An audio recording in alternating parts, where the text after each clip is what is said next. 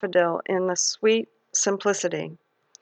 And what majestic beauty and strength in the mountain and the wave. Everything is rooted in beauty.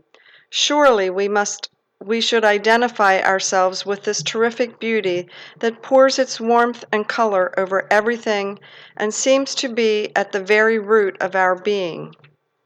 Amit Ray in Meditation, Inspirations, Insights and Inspirations, God is the most beautiful and beauty is the expression of God.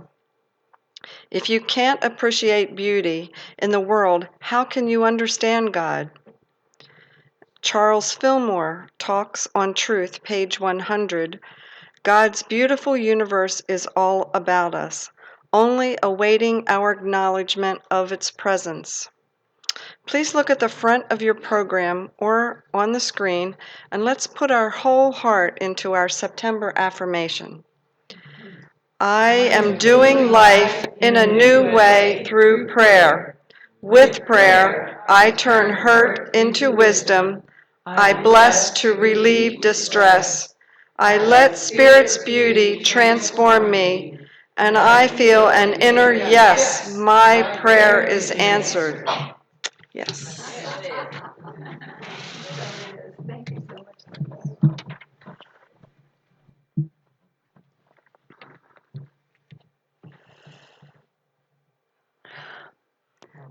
So the theme this month is prayer, is this beautiful way of communion with the Spirit called prayer. And so as we tune into this idea of prayer, let us remember that when we really discover this modality and the depth of it and these key elements that I'm sharing this month, that we begin to realize that prayer is something that we see throughout all the world's traditions in one form or another. And for some, it looks like meditation, as it does with the Buddhists. For others, it's the spoken word, and the beauty and the grace that's in all of these prayers is something that Gregg Braden wanted to investigate. So he traveled the world looking for the key elements for powerful, effective prayer.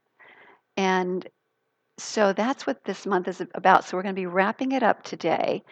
And what I want to do, this is actually from his book that's called The Secret of the Lost Mode of Prayer. And also a lot of new thought teachings thrown in as well, as you've seen. So rather than start with the reviewing of everything now, I'm going to actually save it to the end. And because what I want to do is get into this whole beautiful concept of that beauty is transformative. Beauty is transformative. All we need to do is to look around at all of the expressions of God as each and every one of you to realize that beauty is alive and well in the world. So just take a moment and connect with someone and just say, I see the beauty in you. I see the beauty in you.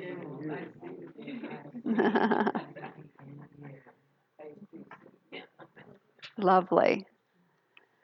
So beauty is transformative. We have so many examples of that in our world. And I'm reminded again by Amit Ray. I love what he said. He said, God is the most beautiful. And actually, God is the only presence anyway that's going on. And beauty is the expression of God. If you can't appreciate beauty in the world, how can you possibly understand God? So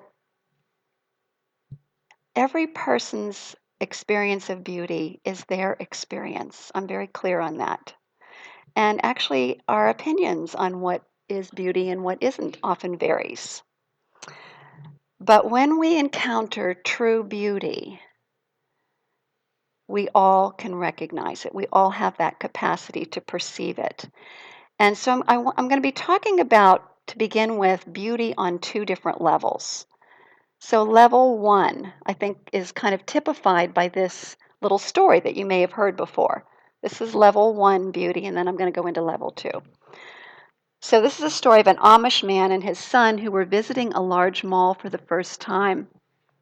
And so they're looking in awe at all of the displays and the lights and all of the merchandise. And then they come to this wall that has 2 shiny doors.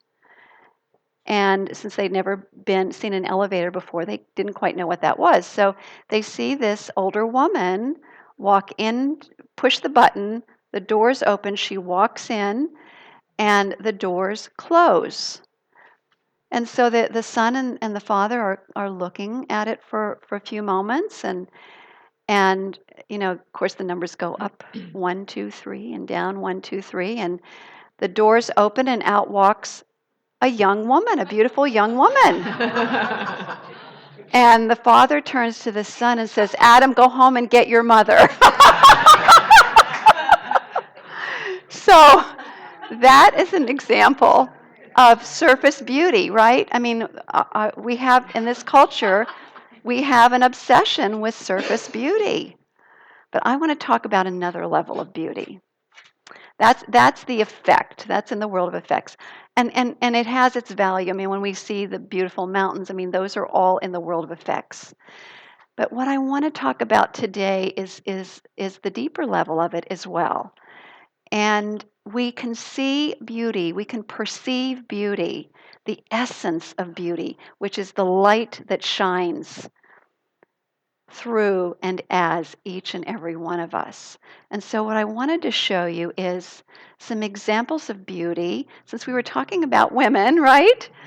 Examples of beauty, and we have them in this room, but I want to show you just some more famous people. And one is Byron Katie. And just look at the light that shines in this woman, this in her being. She's one of our current, realized beings that's on the planet right now, and the light is just brilliant, and you can see it even in a photo. You can detect it more in person. And then the next one, this is a Buddhist woman, a Buddhist nun. Look at the beauty. Okay, this is Judi Dench. Many of you know her. She's a star. She has her own beauty. This is a Greek woman. Look at that. Okay. Next, Dan. Mother Teresa. Inherent beauty. The light of who she is just shines through. So the more that we're able to perceive the beauty and the grace that radiates through and as, when we can begin to see with our inner eye, it's the external eyes, and we see that, but also there's something in us that gets triggered when we look from a deeper level, or when we perceive from a different level. It transforms us. We get into a resonance with this, and we begin to recognize it in ourselves. And it's all around us. It's in everything. So Gregg Braden writes in his book on secrets, he said, "Recent discoveries in Western science now add to a growing body of evidence suggesting that beauty is a transformative power. More than simply an adjective that describes the colors of a sunset or a rainbow following a late summer storm, beauty is an experience. Humans are believed to be the only species on Earth with the capacity of perceiving beauty. Through our experience of beauty, we're given the power to change the feelings that we have in our bodies. Our feelings, in turn, are directly linked to the world beyond our bodies. The ancients believed that feeling, especially the form of feeling that we call prayer, is the single most powerful force in the universe." I'm going to read that again. The ancients believed, and I think it's not only ancients, people in modern day, including me, believe that feeling, especially the form of feeling that we call prayer, think of how much feeling goes into a heartfelt prayer. That's actually the power in the prayer, is the feeling. is the single most powerful force in the universe. So he also said that feeling and prayer do, in fact, directly influence the physical matter in this world. That's why there are spontaneous healings after prayer, and I've experienced many of them over the years. Spontaneous shifts in consciousness from feeling down to feeling joy and hope again. You know, it has a direct influence. And beauty has the power to change our lives, and it also has the power to change our world. And so the key is to find a way to see beyond hurt, suffering, and pain that the world shows us, and to recognize the beauty that already exists in all things. Only then we will have unleashed the potential power of prayer in our lives. Beauty is transformative. So it's about seeing, perceiving, recognizing, feeling, appreciating beauty. That's what is transformative. So our challenge then is to find beauty where it doesn't appear to be. And so I want to tell you a little bit about Mother Teresa because she was a master at it. And these are some stories that I heard about her. Is that she would walk through the streets of Calcutta, and in the filth and the garbage, which I had described to you earlier, and now I'm beginning to look at it differently. When I was in India, there would be garbage and stuff all over the place.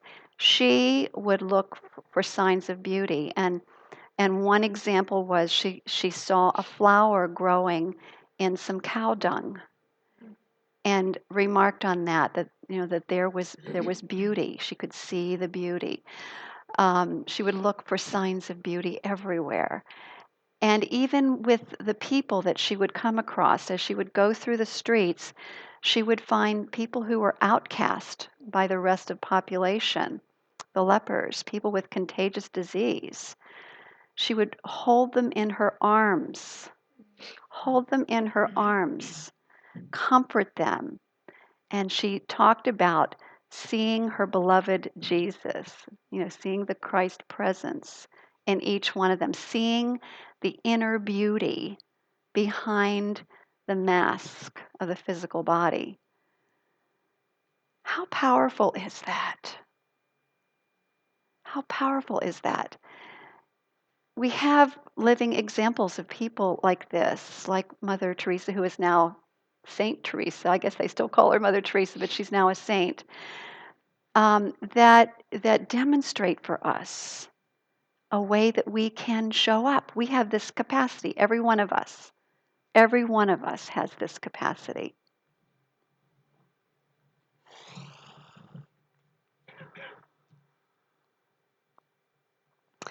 And so Gregg Braden writes, our role is to find that beauty and to allow the beauty that we discover in all things, from the deepest hurts to the greatest joy, to become the standard to which we hold ourselves. The standard to which we hold ourselves. So, where do you find beauty that may not be evident to other people? I'd like to hear from you.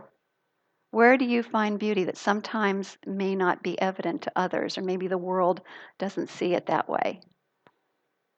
Anybody have examples? When you see or hear someone being very kind to someone else, to me that touches my heart all the time. Mm-hmm. Kindness. Mm-hmm. I had just a recent example yesterday where the Peace Week Delaware was in the park on 2nd Street. Uh-huh. And also the whole city was just a ball of activity.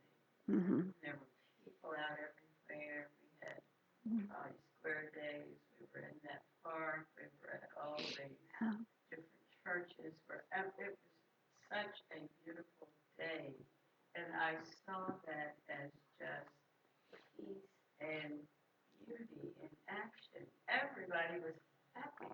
Mm-hmm. Everybody was happy because we're all about this feeling of seeing the beauty in each person and each thing, blade of grass. It's just really wonderful. Thank you, Carolyn. Anybody else? Lori? Bring up seeing somebody actually crying too. Sad that they're crying, but also they have such a capacity to feel Uh-huh. and be vulnerable to life, and that's so precious. Mm-hmm. So embrace it. Yes. Uh-huh. Brian? Something simple, every time I leave Planet Fitness or walk out the door, certain total stranger opens the door for me. And just that feeling you get to know that someone else, just does a small little thing like that. Mm-hmm. It shows that feeling of love. Uh-huh. It's a beautiful thing that people would think enough to do that, Right. no matter who it is. Mm-hmm. Linda? I guess this is going to be kind of strange to say, but working at AI, Morris Hospital for Children, what I find in a way beautiful, because it's not, from the world of effects, is when a child is very, very ill. I find great beauty in the caretakers who are there, who show up, who are there consistently a lot of the times, and who are always the ones I deal with anyway. I come across are always living on a higher plane, who are Mm-hmm. always even peaceful, and it's just a beautiful thing to interact with them. Mm-hmm. To know that they're going through probably the worst time that they can probably ever go through in their life, but they're doing it on such a high level of spirit. That's the Mm-hmm. only thing I can say. Mm-hmm. It's truly a beautiful time. Yes. Transformative. Touches the soul, opens the heart. Yeah. Thank you, Linda.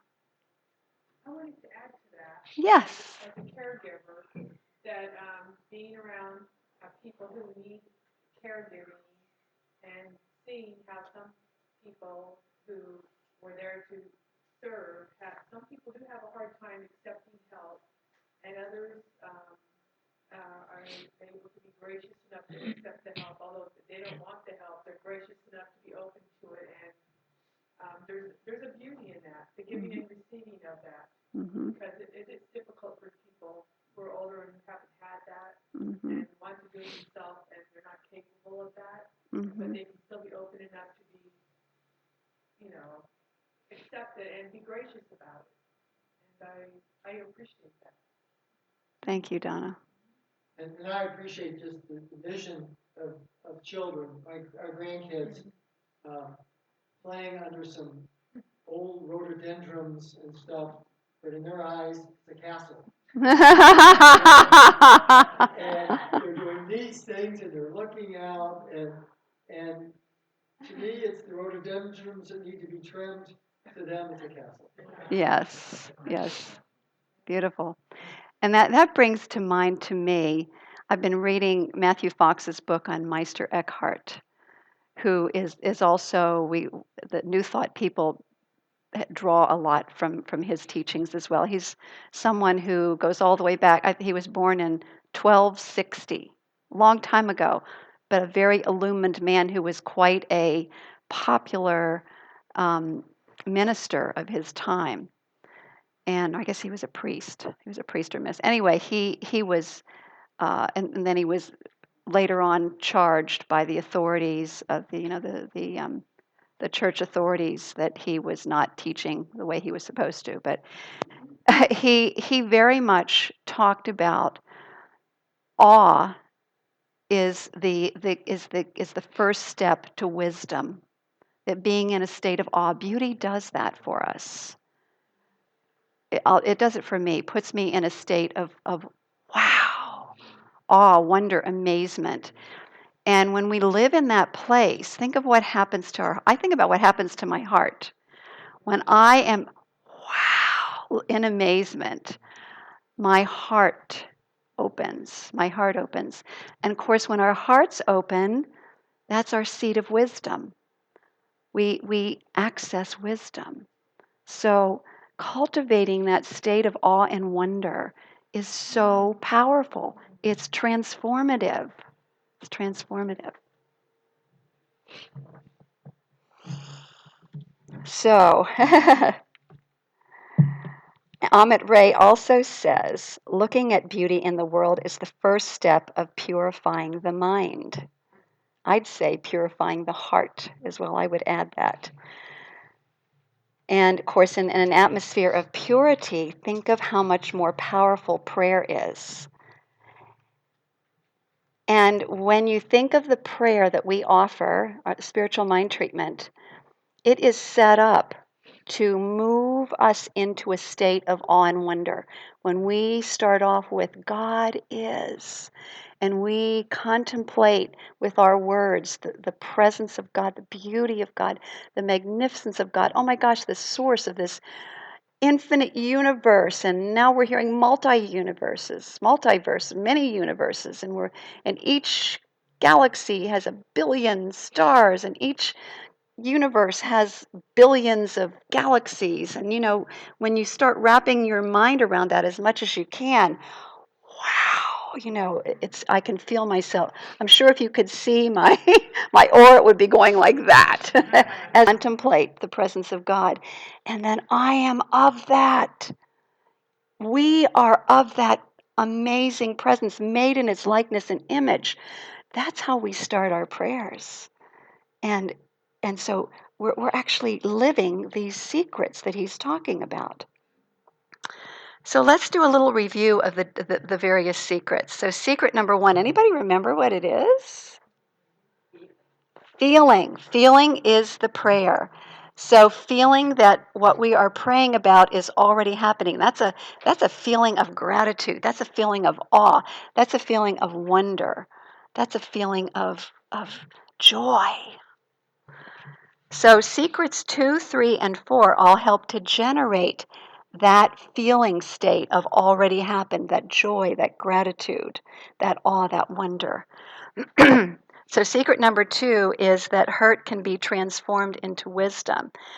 And so we talked about you can find beauty in even challenging situations, because the beauty of it is if we wake up, we realize that has the power, that is a catalyst to transform us if we let it.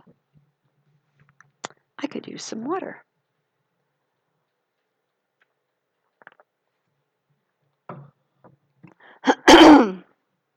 So out of painful experience, great wisdom can be gained.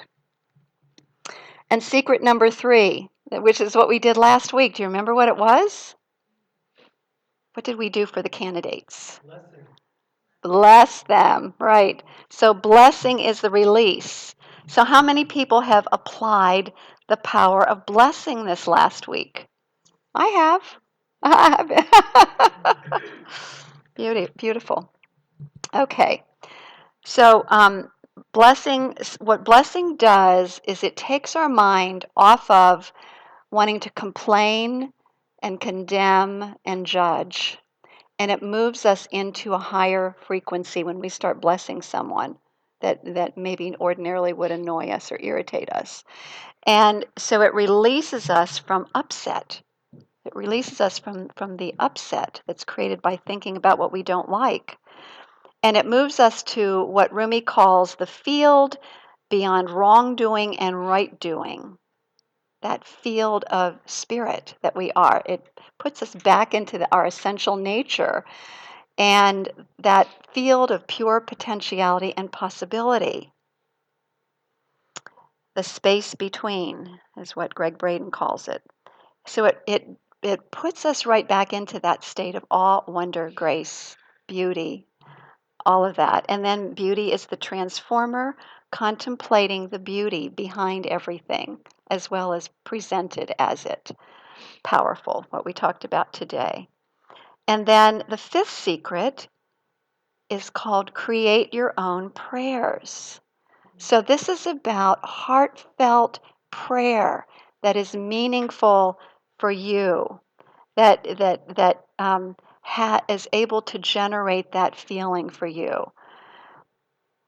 So again, in New Thought, we teach a certain form of that. We have 5 stages to it, but the whole point of it is to get in, is to drop into the heart and let the heart lead. Once you get into the prayer, because when we let that awe, that wonder, that gratitude, that joy lead the prayer, then we set ourselves up for receiving the answer. So since this is a day where we're going to be, this afternoon is going to be all about interfaith approach to life and our oneness and our unity. There is a beautiful YouTube called The Babysitter's Message that I'd like to show at this moment. And Dan's going to be looking for it. Right. And so this is a form of prayer from the Jewish tradition, but we get to see how it's not the specific words. Remember, it is the state of feeling and connection that we realize through the prayer. So are you ready, Dan? No? Okay.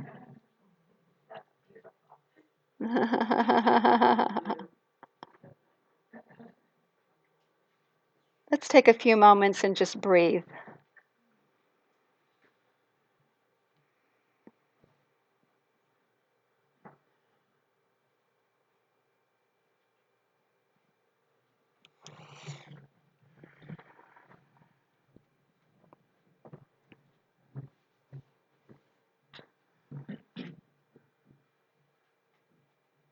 It was during the Iraq War in 2003. Jordan Schwartz was sitting on the top of his Humvee in gunner's position, patrolling a neighborhood next to the Syrian-Iraqi border. They were driving through a marketplace that was usually teeming with people. But on this particular Friday morning, it was extremely quiet. Jordan felt this impending doom, like something really bad was about to happen. We were getting attacked quite often. The attacks were becoming more bold. There was ambushes, there was mortars every day. It was just getting very intense. Every day around their prayer time, the mosque would blare and then we'd start getting shot at. He was worried about the safety of his unit and his battle buddies, and he wanted to pray that they all make it back home safely. But with no connection to his heritage, he didn't know what to say or how to pray. The only thing he remembered were 6 words his babysitter taught him back when he was just 7 years old.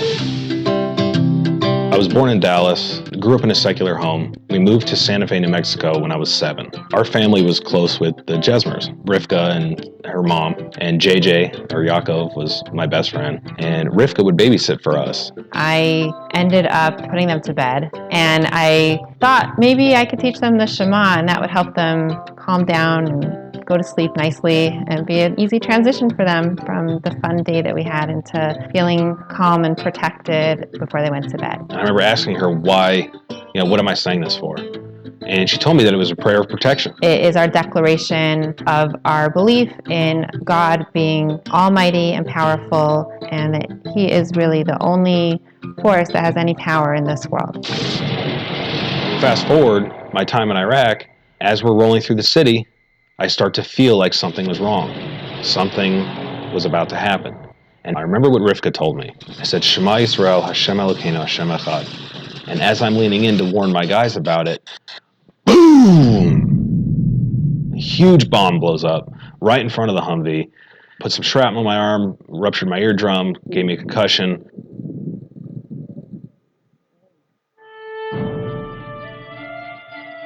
Had I been standing straight up, the angle of the shrapnel should have gone into my eye. I should have been killed. I knew it was because I said the Shema that I survived.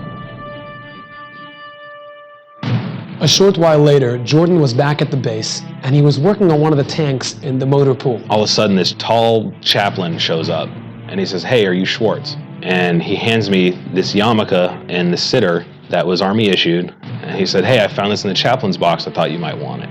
As soon as he handed it to me, I looked up and I was like, "Okay, I'm listening." Right then, he decided that when he returns from the army, he's going to travel to Israel to explore his heritage. There was a lot of situations where we had very close calls, and I think my faith, I think me saying the Shema, whatever path I'm on, Hashem has guided me. He ended up enrolling in a yeshiva.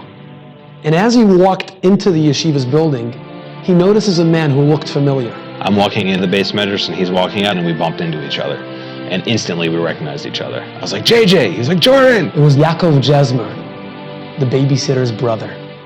He was going to be his Rebbe at the yeshiva. We just sparked up a friendship just like it had never disappeared. And then we started studying Chavetz Chaim. In a million years, nobody could have predicted the far-reaching consequences a young babysitter's words would have on a 7-year-old child. We do something that affects another person, and we have no idea how and when and in what way that seed will sprout.